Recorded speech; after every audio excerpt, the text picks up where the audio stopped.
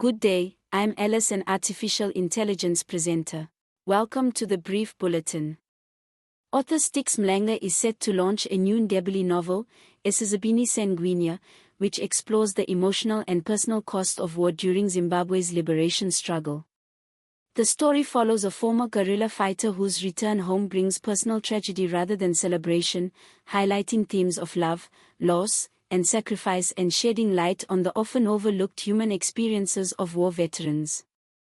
A French court has sentenced former Congolese rebel leader and politician Roger Lumbala to 30 years in prison for complicity in crimes against humanity committed during the Second Congo War.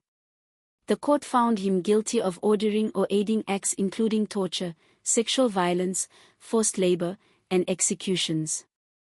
Lumbala, arrested in France nearly 5 years ago, has rejected the legitimacy of the Paris court.